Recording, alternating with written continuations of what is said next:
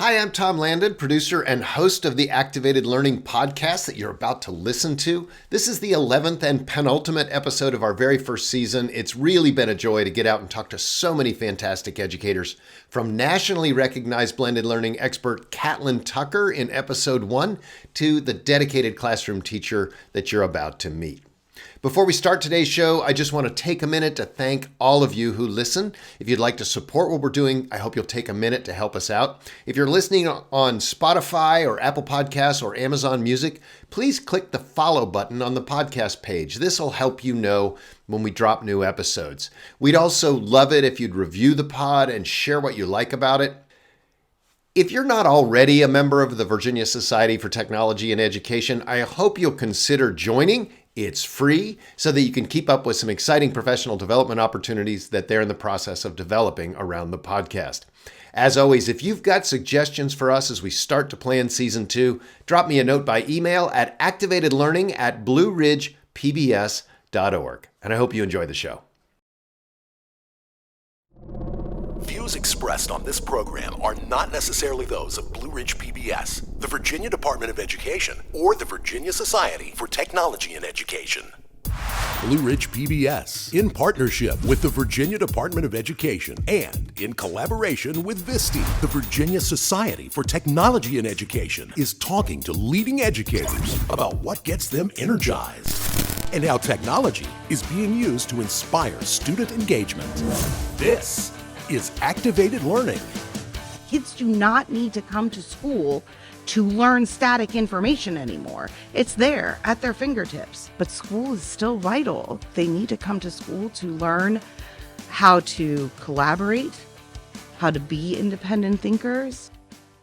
Welcome to Activated Learning. Today we travel to Hugo Wilson Middle School in Chesapeake, Virginia to meet Caren Daniels, who made the switch from teaching secondary math to computer science and whose hands-on approach to problem-based learning earned her the title of Virginia's Middle School Computer Science Teacher of the Year for 2023.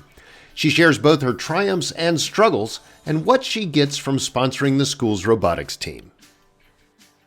I'm so happy to be here at Hugo Owens Middle School in Chesapeake, Virginia, and I'm so happy to be with Caren Daniels, who is the 2023 VDOE Computer Science Teacher of the Year. So we're coming to the end of your reign.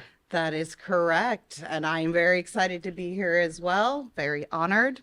And as you, we're going to talk about all kinds of things, but as we get going, I just first like to know a little bit about what led somebody to make the choice to be a teacher. So tell me what in your background led you to becoming a teacher. Well, so it's interesting. I hadn't really considered it when I was younger. When I was in high school, I was dead set on being a chemical engineer. I wanted to make pharmaceuticals, and I had started babysitting when I was 11. I started lifeguarding when I was 15. Along with that came teaching swim lessons. And then I essentially, from the time I was 17 until the time I was 20, I built my swimming pool management company's in-house training program. So I went from being an American Red Cross trainer for the American Red Cross to being the trainer for my specific pool company and kind of built their in-house training program. But even then, I still had not considered teaching as my career. When I graduated from high school, I went to Maryland as a chemical engineer student, and that was not for me. I withdrew, and then I didn't know what I wanted to do for my lifelong career. I started going to community college in Maryland and, took a class here and a class there. And then my second year at community college, they started an associate's degree program for teaching secondary mathematics. And it was like a light bulb went off in my head. I was like, this is what I'm supposed to be doing. So I was the first person to graduate from the community college with this associate's degree, which led me back to the University of Maryland to become a secondary math teacher. From there, I taught math for 11 years in Maryland. moved down here to Chesapeake. And when the city of Chesapeake said, hey, we're going to be starting a computer science program, we're looking for 10 teachers to teach middle school computer science. I was like, well, sign me up. Well, and isn't that something? It's like, it's you kind of kept yourself open to, I didn't know I wanted to be a teacher. I also didn't know I wanted to be a teacher. It was a later decision for me. And I also taught swimming lessons and was a, lifeguard and all of that stuff. And it's great training. That kind of stuff is great training because you already know that you can stand being around kids, That's right?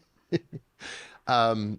The change before I talk about more about your career. So I always like to ask, like, were there teachers in your educational process, good or bad, who really influenced you in your either decision to be a teacher or people that you look back on now?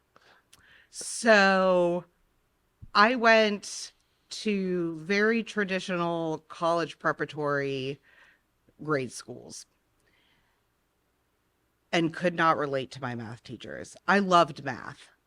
When I was in elementary school, I went to a small Greek American private school. And when I say small, I mean me and my best friend were the 2 fifth graders that shared a classroom with the 5 fourth graders. Very small. So a lot of very independent study. So by the time I was done with 5th grade, I was studying Algebra 1. From there, my teachers didn't know what to do with me. In middle school, I sat in the back of a classroom learning math out of a workbook. Let me tell you how popular that made me, the nerd in the back, studying out of a workbook by herself. And then by the time I got to high school, I just took those classes, but I could not relate to all of the same type of teacher that taught out of the textbook, talked to the chalkboard. And I loved math. They didn't kill my passion for math. Sounds like they came close. But they right? came very close. So when this associate's degree program opened up at Montgomery College, part of the light bulb that went off in my head, I was like, well, I loved the subject. And it was almost ruined for me. If I can make kids hate math just a little less, I could do this. Right. I can do this. So, but I also had some great teachers. I will always remember my AP Spanish 4 teacher. She was the best teacher I think I've ever had. So combining those amazing qualities from some of the amazing teachers I've had with this subject, that was kind of my goal. It is true that we have, examples all around us, whether they're good or bad, and we can use those as we go forward. So you talked about making the change to teaching computer science. What did you have to do as a professional to get ready to do that? Well, I used to say that I was a technologically challenged individual. However, I've always been good with software and applications. I had already completed my master's degree in instructional technology. I completed that in 2018. And I was always the math teacher from my second year teaching that volunteered to pilot the integration of the technology into my math classroom because I thought that was very important. Let me just interrupt there, just so our listeners know. Where did you get that instructional technology master's and what was that like? University of Maryland University College, which is now, their name has changed. But I did an online master's degree program. It was the best education I have ever received. It completely sparked my creativity, my ingenuity, and this new passion for, preparing these kids for a technologically and great saturated preparation world. For somebody who did that a while ago. I also did a instructional technology master's. It was largely online. And, when online education became just a part of the everyday, yeah, I felt so much better having taken those classes. You have so much more sympathy and empathy for the kids when they're troubleshooting and everything else. So sorry I interrupted you, but so as you then had to look at this subject matter to figure out how you were going to teach it. Right. So software I was great at. I could troubleshoot basic technology, very good at all of, your processing applications, basic website development. But I had never programmed before. My husband was in IT. He definitely was very supportive, and I learned a lot from him. And all I really had to do was prepare and pass the business and information technology praxis exam, and then also build all of my learning resources, all of Right, my because a new teaching program resources. often comes without a lot of curriculum, right? That's Kind of a framework maybe, but that's about it. a very loose framework. We were given our competencies, that's what we would call them in CTE, parallel to SOLs. We were essentially given this list of competencies, and here are some links here and some links there for some interesting resources. And there you've got about a week of your school year done, right? Here you go. Right. I learned with my students my first year. I am adept enough of an educator to know how to guide students to what they need to learn, but it definitely, that first year of teaching computer science solidified my position on the teacher being a facilitator of learning. Right. And also, I love the idea that, you didn't come in an expert, right? And That's right. how important do you think it is for a teacher when a kid has a problem, especially in your first year or two? I'm sure you ran into things where, gosh, I don't know. How important do you think it is for a teacher to model that, I don't know the answer to that thing? Very important. And it's also important to model the willingness to figure it out. It's also important to in building that relationship with kids and building their confidence to say, well, why don't you help me figure it out? Do you think you could figure out the answer for this? I have no idea. I mean, I learned so much from my students that first year. We learned together. They learned Fun to from watch them me. figure it out, right? That's right. And, computer science, I think there are probably still parents who don't recognize how much a part of education it is in Virginia, especially in terms of every kid is going to learn this stuff. I mean, it's that's much different. What do you, we have some parents who watch and listen. So, what would you like parents to know about what kids are coming out of your class knowing how to do?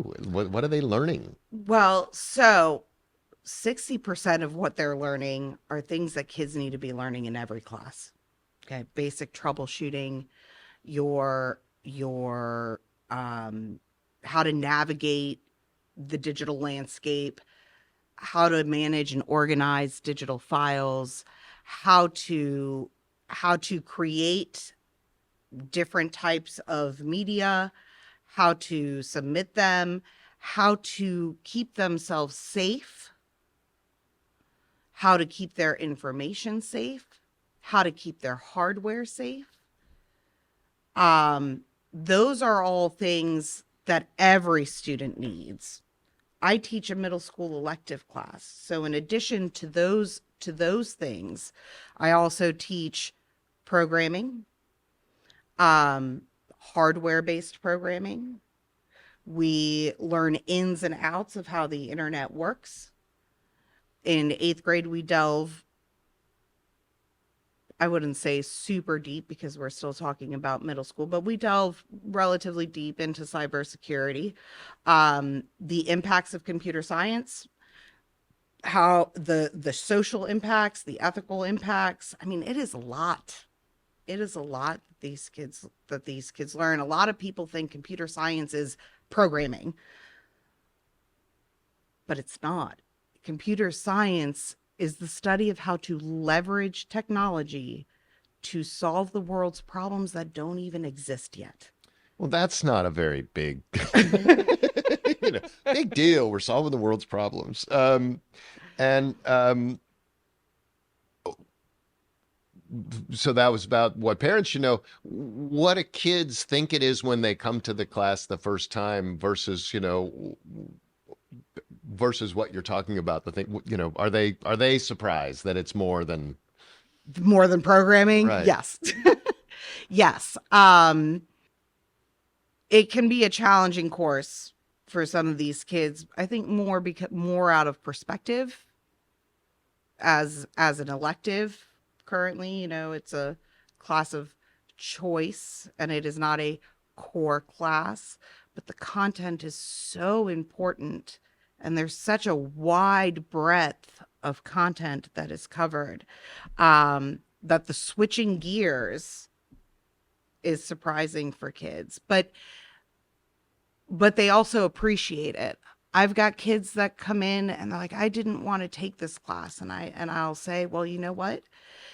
I promise you that even if you hate most of what we're doing, I guarantee there will be something that you will enjoy and appreciate. And it's true. It never fails. It never fails. And it's good for them to learn that. Sometimes, you have to eat the spinach to get to, the That's right. dessert, and you have to know this stuff so you'll understand this other stuff later. I know you also do things, extracurricular things with students as well, but and we'll talk about that. But I also think it's important for people to understand that this course, especially in a middle school, they're not just sitting and getting this. There's a lot of hands-on, right? Tell me about some of the hands-on thing kids do in your class. That's right. So at every grade level, we do some kind of, I like to call it dissection of PCs. I've got a stack of them over there. I was the first year, I was like, man, I got to teach computing systems. How am I going to explain these parts to these kids? And I called my district up and I said, hey, all those old computer labs that have been dismantled? Any chance you have those computers lying around and you're willing to donate some? They were probably glad to get them out of a closet somewhere. I asked for 60, thinking that they'd give me 20. 3 days later, 60 desktop computers showed up at my door, which is kind of cool because I've been able to give 10 to this middle school and 10 to that middle school. So that and it's also a good lesson, like for folks who are, how do we pay for all of the supplies for this course, right? Well, this is, you miss 100% of the shots you don't take. That's true. And they were probably happy. And I'm sure if it wasn't your school division giving those to you, there's a local business that would also has a room full of computers that they would love to wipe clean and hand to your kids. And I think that's so important too, that kids understand that this magic box, whether it's an Xbox or a PC or, this phone, it has things in it, right? That's right. Do things. That's right. So we do that. We also do a lot of hardware-based programming. I've been very fortunate to have a district that has been able to receive funding to get us a variety of technology. I've got hummingbird finch robots, and I've got Sphero bolts, and I've got Tello drones, and Edison bots. So a lot of robotics based programming, which is really neat, because not only is it a physical application of programming, so kids have that instant gratification piece that they love so much, but it also opens the door for a lot of project-based learning, data-based inquiry, a lot of those big computational problem solving skills that are vital for kids. And I'm kind of surprised I'm going to ring my buzzword bell for this, but we do have parents out there. We know that what project-based learning is, but, and I know that's a super foundational to what you do, but like to you, what's that mean? What's project-based learning mean to you in this classroom? So for me, it's starting with the end goal, the explanation of the end goal. We have a job, we have a problem to solve, we have a task to complete. How do we get there? And as the kids progress towards that goal, every step of the way, they're given the essential content learning to complete that phase of their task. So instead of front loading, you need to learn this, and the kids are like, why? And you're saying, because we're going to do this thing way off over here. So no, this is the thing we need to do. What do we need to learn to be able to do this? Right. Right. That's that's a good simple explanation of it. Now your after school program, I know you've got it was very funny when I got here. You were very apologetic about things. This is a classroom that a lot of things happen in. So yes, it is, it's not a mess. It's a repository of interesting things. So there's a whole bunch of stuff in the back. You said that you just got that for your robotics club, and tell me about that and what's it mean to you professionally to have that thing after school, which is extra work. The robotics club is the highlight of my job. I don't get paid. It's totally volunteer, but it is the highlight of my job. So, one of the things that the district had purchased for us a couple of years ago were competitive VEX robotics kits. And we were given, each school was given 4 of them. And what is a competitive VEX robotics? So VEX Robotics is a company that builds that provides products for robotics based competition, learning, education, kits of parts. In my case, they're plastic parts for the kind of competition that we do that are, I mean, they're like super Legos. For kids to engage and learn about the engineering design process. And the Rec Foundation, which is a worldwide foundation. Spell rec for me. REC. Okay. Robotics, education. Something that starts with a C. Something that starts with a C. They host or manage a worldwide competition with various levels. We were given these kits with really no major direction, but we have another teacher in the district who was involved with competition, and I joined her bandwagon 2 years ago. So last year was my first year coaching robotics, and I had 20 kids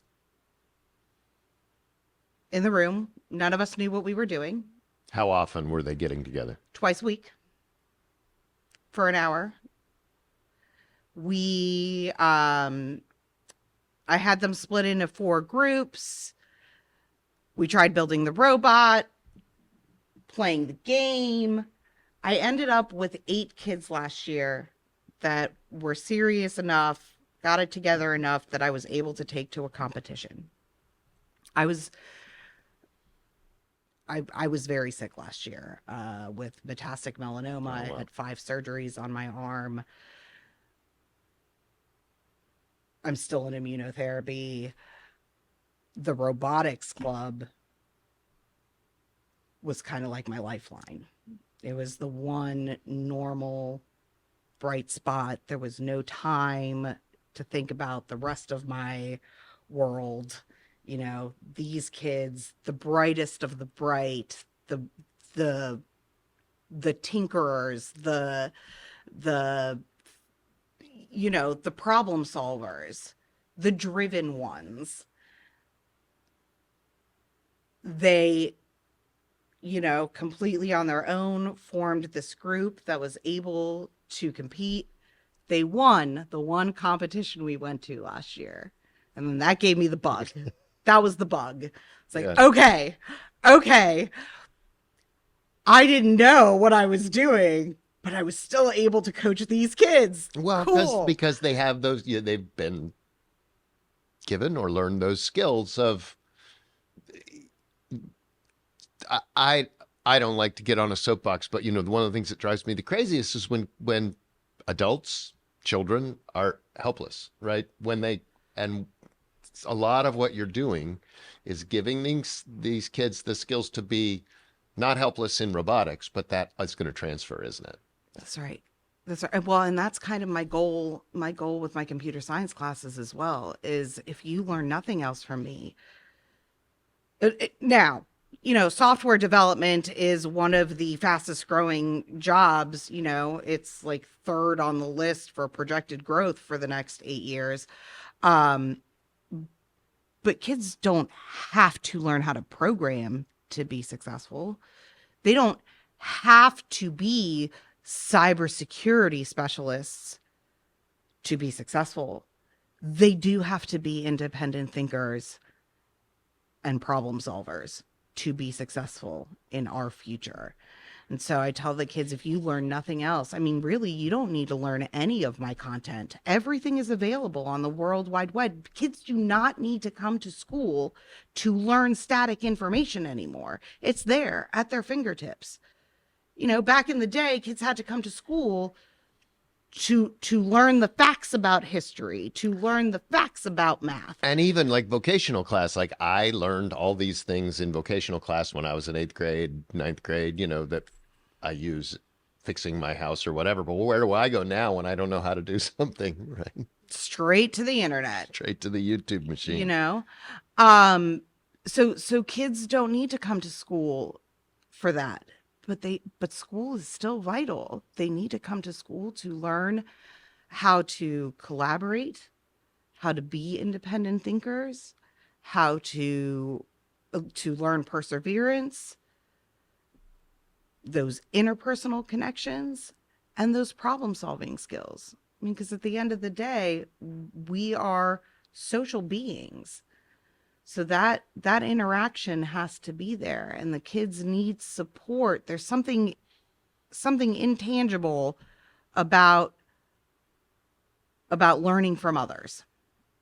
I always like to ask awesome teachers what advice they have for new teachers or people who might be like you or me who didn't even know they wanted to be teachers. What would you tell somebody who's thinking about it? It's a tough time to be a teacher, but it's always a tough time to be a teacher. So what's your advice? It is, man.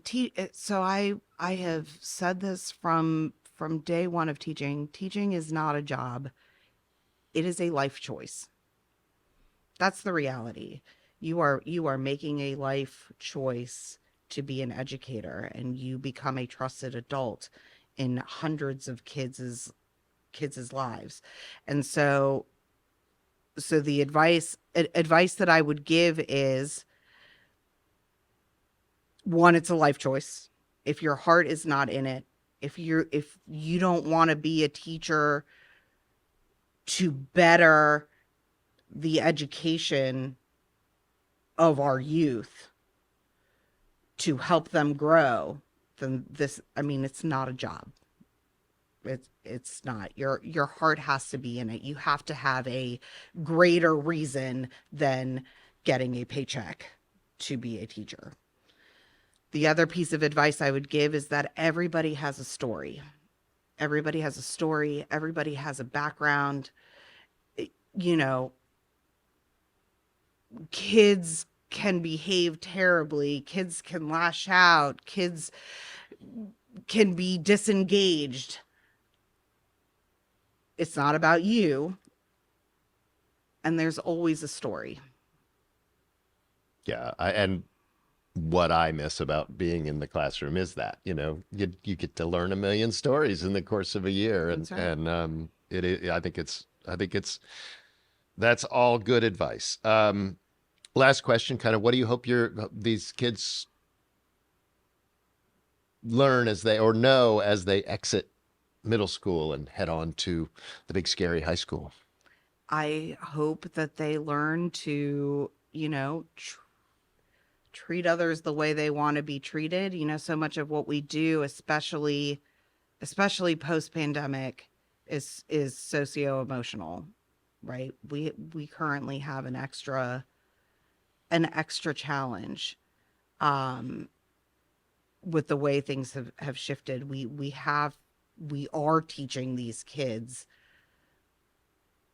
kind of how to assimilate into our society, right? So treating others the way they would want to be treated, and I hope that I have sparked enough kids to continue their computer science education, because we need computer scientists badly, and really to be independent thinkers and problem solvers, leveraging that technology that they have access to 24/7.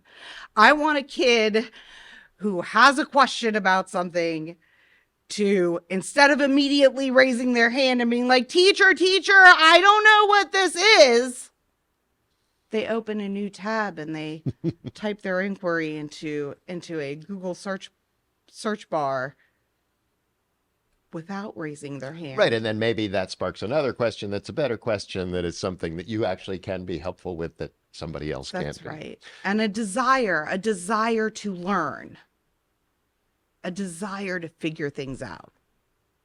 Yep. Well, on that, I'm just going to say, Caren, thank you for taking the time early in the morning here at the home of the Mustangs to talk to me on activated learning. All of this interview and also many others are available on the Activated Learning Podcast at activatedlearningpodcast.com, or many other places that we'll put up on the screen. So again, just thank you so much for taking the time and for all you're doing for your kids, and who will eventually be all of our kids. That's right. Thank you very much. Thank you. This is Activated Learning from Blue Ridge PBS, in partnership with the Virginia Department of Education and in collaboration with Visti. If you like what you hear, subscribe to Activated Learning wherever you get your podcasts. If you've got an idea for an upcoming show, let us know at activatedlearning@blueridgepbs.org. Activated Learning was created by Blue Ridge PBS in partnership with the Virginia Department of Education and in collaboration with the Virginia Society for Technology and Education. Produced by Tom Landon, Director of Educational Innovation at Blue Ridge PBS, with a lot of help from graphic and audio designer Jay Prater, podcast studio producers Andy Depew and Kurt Schruth, and Vice President of Education Dr. Rose Martin. Our theme music was composed and produced by Ryan Champney and Dr. Matt Katatachea of Visti.